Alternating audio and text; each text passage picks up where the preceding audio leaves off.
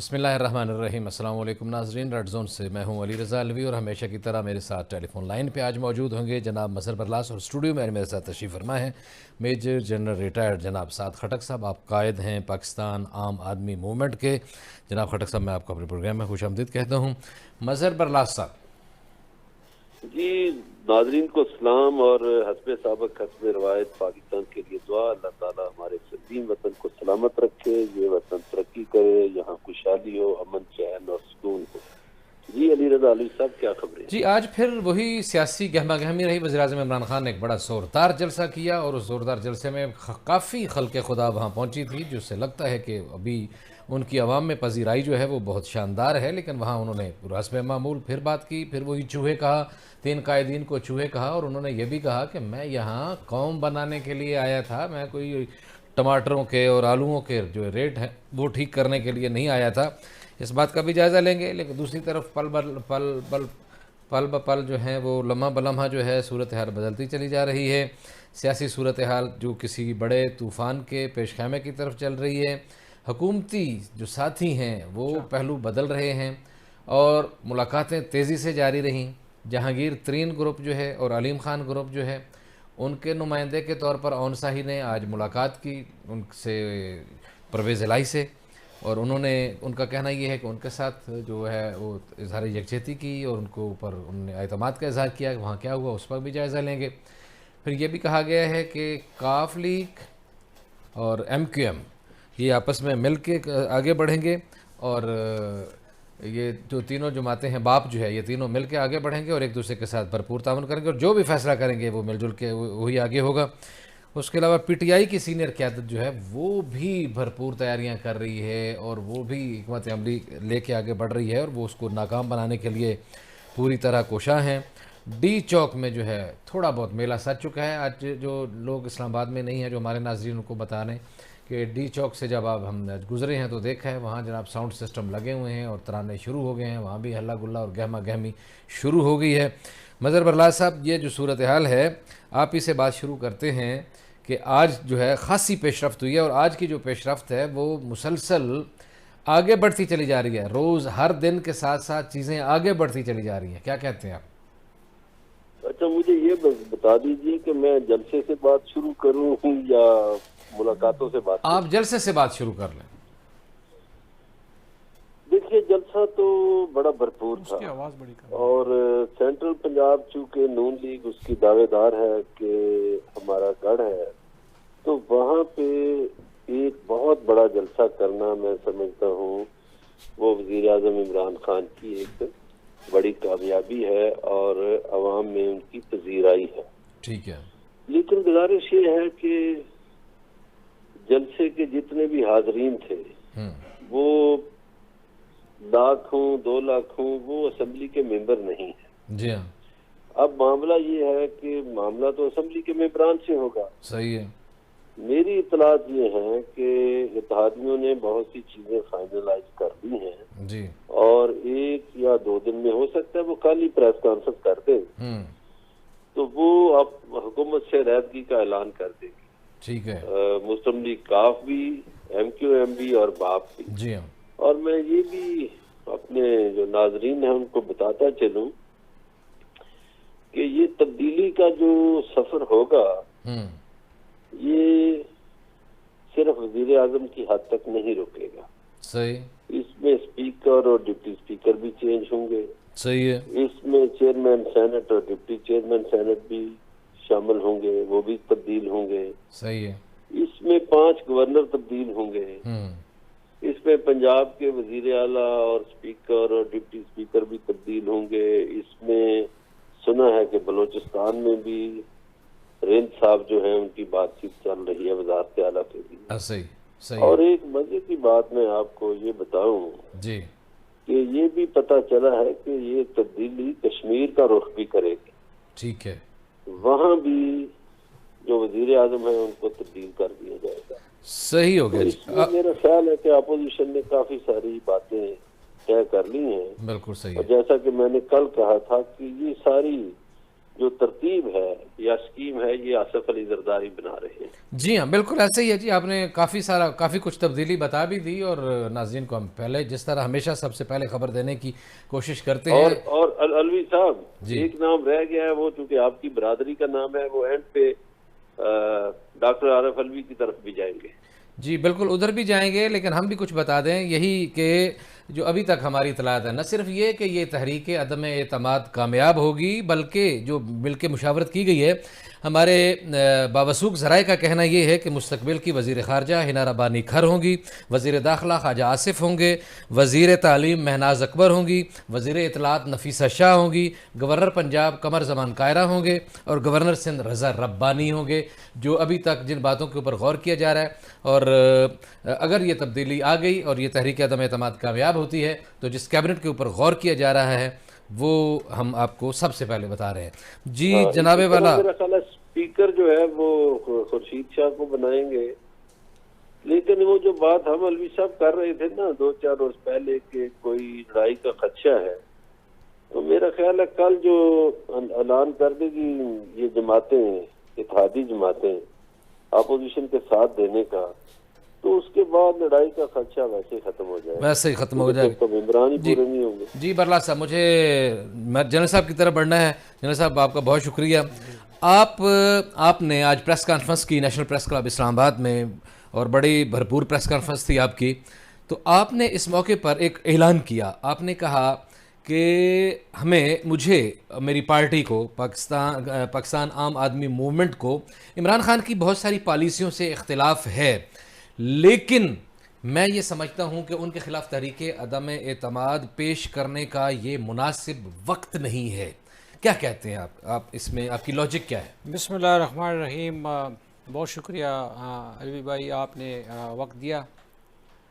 मुझे बड़ा दुख भी होता है, अफसोस भी होता है। ऐसा लग रहा है जैसे कोई मंडी सजी हुई है, सही, जैसे कोई भेड़ बकरियों की ख़रीद व फ़रोख्त हो रही है। सही है। जैसे कोई 22 करोड़ आवाम की इस हुकूमत के साथ कोई, या इस मुल्क में सियासतदानों की नज़रों में उनकी कोई वक़्त नहीं है, उनकी कोई सुनवाई नहीं है, उनका कोई किरदार नहीं है इस पूरी गेम में।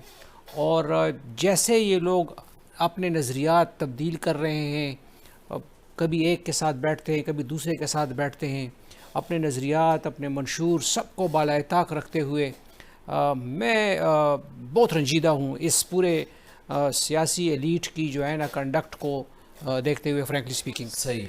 हमने जब इस चीज़ के ऊपर अपना मशवरा किया अपने साथियों के साथ, कि जब हमने पाकिस्तान के इर्द गिर्द पूरे इलाके के ऊपर नज़र दौड़ाया, माहौल के ऊपर नज़र दौड़ाया, एनवायरनमेंट के ऊपर नज़र दौड़ाया, रूस से शुरू करें, यूक्रेन से शुरू करें, अफ़गानिस्तान की सूरत हाल से शुरू करें, मुल्क में दहशतगर्दी की जो एक नई लहर है उसको देखें, अपोजिशन की और हुकूमत के आपस में बयानात, नाज़ेबा अल्फाज, कलिमात, हद तक आमेज़ गुफ्तगू, कोई चीज़ जो है ना मुझे फ़ख्र महसूस नहीं होता कि मैं इनके ऊपर फ़ख्र महसूस करूं अपनी लीडरशिप के ऊपर। सही। और हमने जब मशवरा किया तो हमने कहा कि जी ये हालात इस वक्त ऐसे हैं कि ये तकाज़ा नहीं करता, ठीक है, कि अदम एतमाद का वो एक शोशा उसको जो है ना इम्प्लीमेंट किया जाए।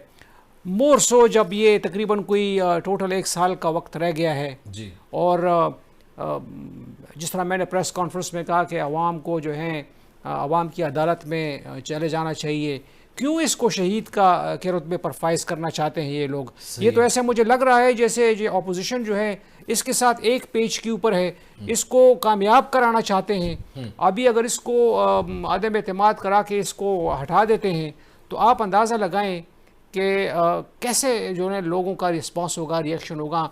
क्राउड पुलर तो खान साहब हैं, सही है। तो जिस तरीके से जो है ना ये इसका असर होगा क्राउड के ऊपर, अवाम उन्नास के ऊपर, तो वो तो मेरे ख्याल में उसके फेवर में जाएगा, उसके अगेंस्ट नहीं जाएगा।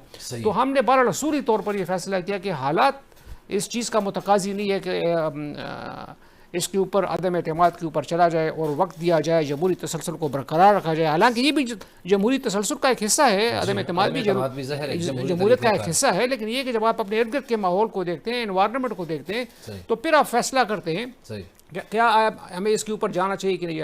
हमने इस बुनियाद के ऊपर के ये एक राइट वक्त नहीं है, हालात ठीक नहीं है, कंटिन्यूटी होनी चाहिए, जमहूरियत का तसलसल बरकरार रखना चाहिए, लीडरशिप का तसलसल बरकरार रखना चाहिए। तो हमने सोचा कि हम इस चीज़ की जो है ना सपोर्ट नहीं कर सकते हैं, नहीं करना चाहते हैं, और हमारी मुतफ़िका राय थी हमारे अपने शूरा की, अपने साथियों की, कि हम इसके बारे में हम खुलकर मैदान में आएँ। ठीक है। और हम जो है ना इससे कत नज़र के हमारी इमरान खान साहब की हुकूमत के साथ शदीद इख्तलाफात है, शदीद हमारे तहफ़्फ़ुज़ात है, उनकी जो है ना अवाम दुश्मन पॉलिसियों के ऊपर, जिस तरह महंगाई है, बेरोज़गारी है, करबा परवरी है, नेपोटिज़म है, रिश्वत सतानी है, रिश्वत खोरी है, और अदम तहफ़्फ़ुज़ है। जो आम आदमी तो समझ लें कि सफ़ेद पोश आदमी तो बिल्कुल सफायस्ती से मिटने के किनारे पे पहुँच चुका है, ठीक है ना। और आज भी खान साहब कहते हैं कि मैं यहाँ आलू टमाटर की कीमत जो है ना देखने के लिए नहीं आया हूँ। जी जी जनरल साहब, आपको मैं रोकूंगा, माफ़ी चाहता हूँ। आपने जो बात की इसका हवाला देने के लिए आज वज़ीर-ए-आज़म इमरान खान जो खिताब फरमाया है, वो आपको उसका एक आध टुकड़ा सुनाते हैं, फिर उस पर तबसरा करते हैं। जी, इमरान खान ने क्या कहा वज़ीर-ए-आज़म पाकिस्तान में? यहाँ का प्राइम मिनिस्टर अमेरिकी सदर के सामने बैठता है, कम पे टांगनी होती है उसकी, हाथ में पर्ची पकड़ी हुई होती है कि कहीं मेरे मुंह से कोई गलत चीज ऐसी ना हो जाए कि अमेरिका का सदर नाराज ना हो जाए। जब एक मुल्क का लीडर इस तरह किसी के सामने टांगे कंपाता है, वो कौम को गिरा देता है। इसमें सबसे बड़ा काम जो हमने हेल्थ कार्ड लेके आए हैं, हर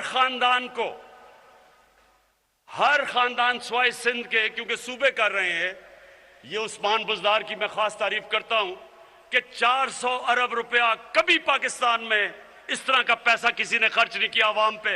इसकी कोई फिक्र ना करें कि ये जो सब इकट्ठे होकर कोशिश कर रहे हैं कि हुकूमत गिर जाएगी, आने वाले दिनों में आप सब देखेंगे कि ये बजाय हुकूमत के गिरने के, ये जो 3 चूहे निकले करने चले शिकार, इन तीनों का इंशाल्लाह आप शिकार होते देखेंगे। जी मज़हब अल्लाह साहब, मैं आपकी तरफ आऊँगा। आपने अगर आपको हमारे ये क्लिप की आवाज़ गई है तो वज़ीर-ए-आज़म इमरान खान 3 बड़े कायदीन को चूहा कह रहे थे। अपनी इस क्लिप के दौरान ही उन्होंने 2-3 दफ़ा वो जो स्लिप ऑफ टंग थी बिलावल की, उसको टांगे कपकपान और कांपे टंगटंगाना, वो उसके ऊपर भी बड़ा मजाक उड़ाया। और उन्होंने ये भी कहा कि मैं यहाँ टमाटरों की कीमतों का पता करने के लिए नहीं आया हूँ, मैं तो यहाँ कौम बनाने के लिए आया था।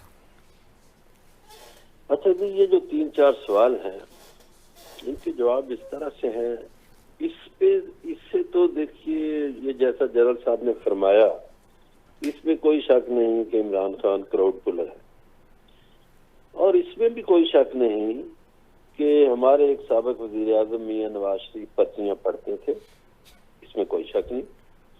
इसमें भी कोई शक नहीं कि बिलावल भुट्टो जरदारी को उर्दू सही नहीं आती जी। किसी भी पाकिस्तानी को उर्दू आनी चाहिए, ठीक है। अच्छा, ये जो बात चूहे वाली है, इस पे हमने कल भी बात की थी, परसों भी की थी कि हमारे यहाँ शाइस्तगी उठ गई है जी।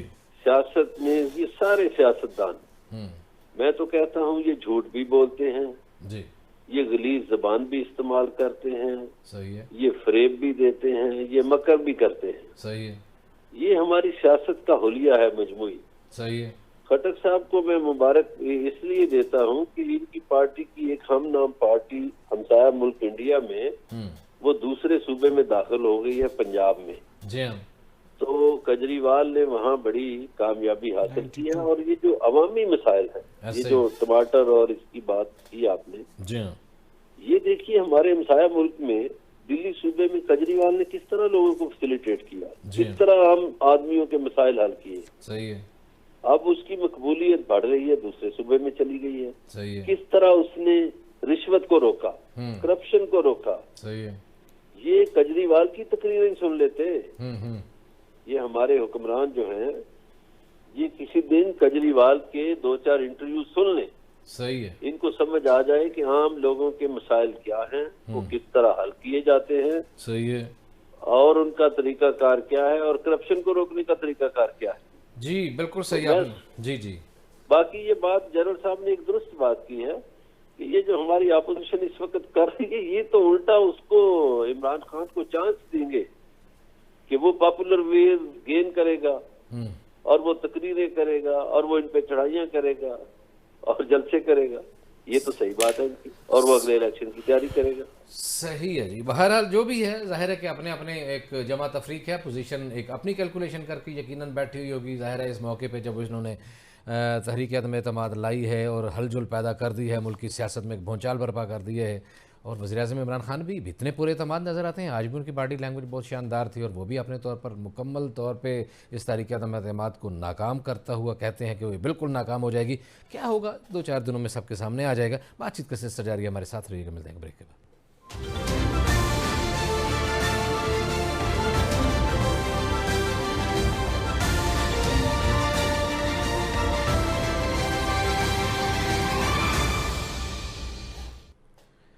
वेलकम बैक नाज़रीन। बात कर रहे थे वज़ीर-ए-आज़म इमरान खान की तकरीर के हवाले से, और इस पे कमेंट लेते हैं जनाब मेजर जनरल जनाब साद खटक साहब का। आप कायद हैं पाकिस्तान आम आदमी मूवमेंट से, उनसे बातचीत चल रही है।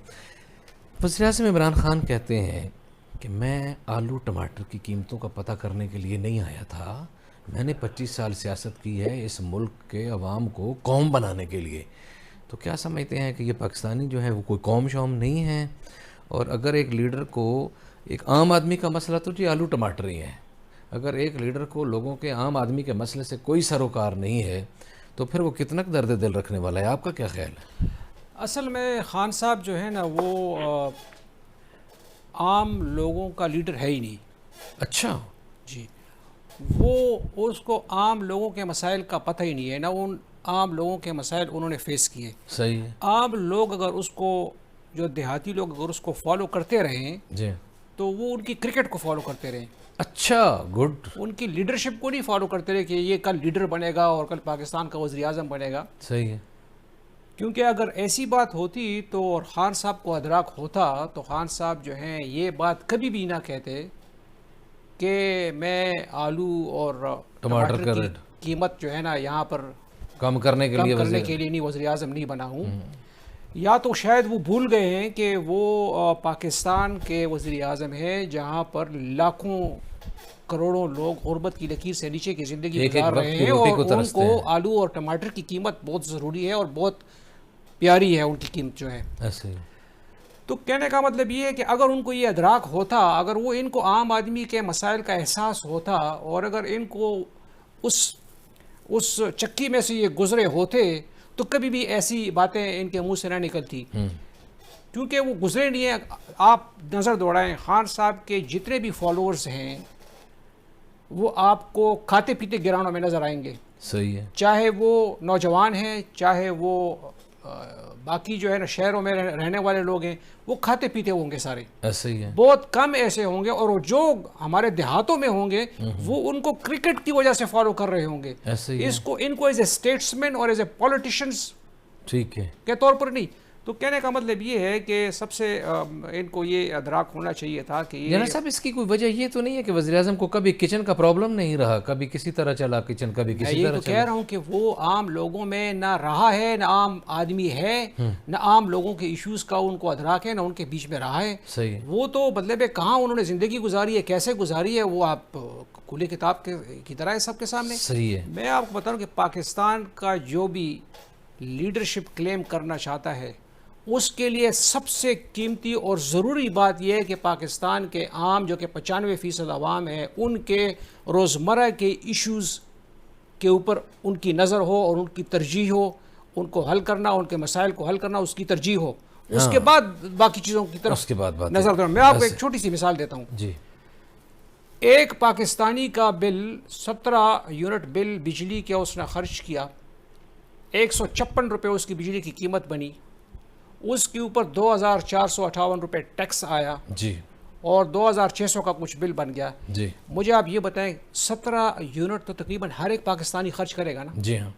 तो अगर 17 यूनिट हर पाकिस्तानी खर्च करेगा और 2500 बिल उसका आता है और 15 करोड़ लोगों के पास भी अगर बिजली लगी हुई है तो ये 370 अरब रुपया है जो महाना इन गरीबों से निचोड़ के ले लिया जाता ये है। अशराफिया ले लिया जाता है और वो पैसा कहाँ पर जाता है तो खान साहब को इस चीज़ का तो पता भी नहीं होगा। ऐसे ही है। लेकिन ये गरीब आदमी के साथ इसी हुकूमत में और इसी मुल्क में ये हो रहा है। तो मुनाफरा की समरी जाती है हर 15वें दिन महीने बाद। और जब तक ये गरीब आदमी की इशूज़ में हम घुसेंगे नहीं, उनके इश्यूज़ को हम कन्फ्रंट नहीं करेंगे, पहली प्रायोरिटी के ऊपर गरीब आदमी के इश्यूज़ को, आम आदमी के इश्यूज़ को फेस नहीं करेंगे और उनको हल करने की कोशिश नहीं करेंगे, बाकी कौम जिंदा होएगा तो फिर कौम बनेगा ना। सही हो गया, बिल्कुल ठीक है। जब कौम सफाई हस्ती से ही मिट जाए तो भूख और अफलास से, ऐसे ही तो फिर किसको आपने बनाना है? ऐसे ही इनकी बातों का जवाब दिया आज जनाब मौलाना फजलुर रहमान ने। मौलाना फजलुर रहमान ने बहुत सारी बातें की। इनके जो दावे थे कि हजूम होगा, लाखों का समुंदर होगा, और भी उन्होंने बहुत सारी बातें की थी वज़ीर आज़म इमरान खान साहब ने। तो मौलाना फजलुर रहमान ने किन अल्फाज से उनका जवाब दिया वो आपको सुनाते हैं, फिर मज़हर अल्लाह साहब से तबसर लेते हैं। लाख लोग ले आऊंगा, कभी कितने लाख ले आऊंगा, बाबा 10 लाख लोग मत लाओ, तुम्हें हिम्मत है तो 172 पूरे कर लो। कारकुन तैयार रहें। अगर हमने कहा कि इस्लामाबाद की तरफ रवानगी हो तो उसमें फिर कोई घंटों की ताखिर भी नहीं होनी चाहिए। जी मज़हर अल्लाह साहब, एक तो उन्होंने कहा कि वज़ीर आज़म ने कहा था कि 10 लाख लोग ले आऊँगा डी चौक में, तो उन्होंने कहा कि 10 लाख लोग लाने की ज़रूरत नहीं है, आप असम्बली के अंदर 172 पूरे कर लो। और उन्होंने कारकुनों को भी तैयार रहने की, अलर्ट रहने का कह दिया, हुक्म दे दिया है। और साथ ये भी कहा है कि फिर इतने तैयार रहो कि इस्लामाबाद पहुँचने में घंटे न लगे, जैसे ही कॉल आए फ़ौरन इस्लामाबाद पहुँचे। आप क्या कहते हैं? मेरा ख्याल है एक बात तो मैंने ये पहले भी अर्ज कर दी थी जो हाफसाबाद के जलसे के हवाले से, जी कि ये जो जलसों के हाजरीन हैं ये मेंबरान असेंबली नहीं है। ऐसा ही है। इस वक्त मसला बना हुआ है कि जिसके पास मेंबरान असेंबली के नंबर ज्यादा होंगे, जी हाँ, धारा उसकी जीत है। ऐसा ही है। अगर कल इत्तेहादी ऐलान कर देते हैं कि हम अपोजिशन के साथ हैं, तो जी हाँ, पीटीआई के मेंबरान तो 155 है, जी हाँ, वो तो फिर वैसे ही सूरत हाल वाज़ह हो जाएगी कि वो कोई जलसा करे ना करे। ऐसा ही है। और फिर अगर कोई जलसा करे भी तो उसमें मेरा ख्याल है मौलाना साहब को आने की जरूरत भी नहीं पड़ेगी। और कल मेरा ख्याल है कि कोई सूरत हाल सामने मजीद आ जाएगी और क्लियर हो जाएगी। अपोजिशन के 3 बड़े लोग इकट्ठे हो रहे हैं, सही है। वो बहुत सी चीजें तय करेंगे।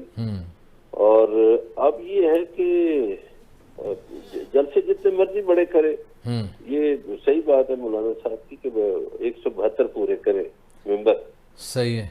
आज वैसे मज़हर अल्लाह साहब वज़ीर आज़म के ज़ेर सदार जो कुछ एक इजलास भी है हुआ था, उसमें कुछ चीज़ों को गौर से देखा गया।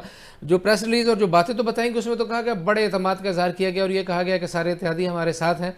लेकिन उस जो लोग वहाँ मौजूद थे उनकी तस्वीरें जो मैंने गौर से देखी हैं तो बहुत ऊंचा ऊंचा जो लोग बोलते हैं उन तमाम के चेहरे लटके हुए नज़र आए हैं। बॉडी लैंग्वेज से कोई भी पूरे एतमाद नज़र नहीं आ रहा था। गुजारिश ये है कि जब आप एक सियासी हुकूमत में गैर सियासी लोगों को अहमियत देंगे तो फिर यही सूरत हाल होगी। जब आप एक सियासी हुकूमत में गैर मुंतखब मशीरों की फौज भर्ती करेंगे तो यही सूरत हाल होगी। सही। जब आप सियासी हुकूमत में कुछ ऐसे लोगों को वज़ीर आला बना देंगे जिनका सियासी काट उतना ना हो तो फिर यही सूरत हाल होती है। अब जो गैर सियासी लोग हैं वो चूंकि हलकों में नहीं जाते, उन्हें आम आदमियों के मसाइल का पता नहीं होता, आम आदमियों को जवाब दे नहीं होते। वैसे तो पाकिस्तानी सियासत में आम आदमी का या गरीब का नारा हर एक ने इस्तेमाल किया जी 70-75 सालों में। जी हाँ, गरीबों से वोट तो लिए जी हाँ, मगर गरीबों के लिए किया किसी ने कुछ नहीं। ठीक है। अब ये जो कई पार्टियां हैं उन्होंने गरीबों के नाम पे बड़े दावे किए, बड़े नारे लगाए, जी हाँ, मगर गरीबों को कुछ नहीं मिला, सही। बल्कि गरीबों की जिंदगी जो है वो तनज़्ज़ुली की तरफ गई। दुरुस्त हो गया। पाकिस्तान में आज से 30-40 बरस पहले जो एक आम आदमी या एक आम आदमी का घराना जिंदगी की सहूलियात एंजॉय करता था या तालीम और सेहत को एंजॉय करता था, वो आज नहीं है। जी बिल्कुल ठीक हो गया मज़हर बल्ला साहब, आप बिल्कुल सही फरमा रहे हैं, आपने बिल्कुल ठीक कहा। नाज़रीन, ये एक बड़ा अलमिया है वाकई। इस पाकिस्तान क़याम पाकिस्तान से लेके अब तक आम आदमी का नाम तो हर किसी ने लिया, और आम आदमी को मैं तो ये बल्कि कहा करता हूँ कि एक प्रोडक्ट के तौर पर यूज़ किया, लेकिन बदकिस्मती से आम आदमी की ज़िंदगी बदली नहीं है, बहुत ख़राब हुई है। लेकिन हमारे पास इस वक्त के स्टूडियो में मौजूद हैं एक ऐसी सियासी जमात के सरबराह जिन्होंने अपनी जमात का नाम ही पाकिस्तान आम आदमी मूवमेंट रखा है। तो वक्फे के बाद उनसे पूछेंगे कि वो एक आम आदमी के लिए क्या करना चाह रहे हैं। हमारे साथ रहिएगा, मिलते हैं ब्रेक के बाद।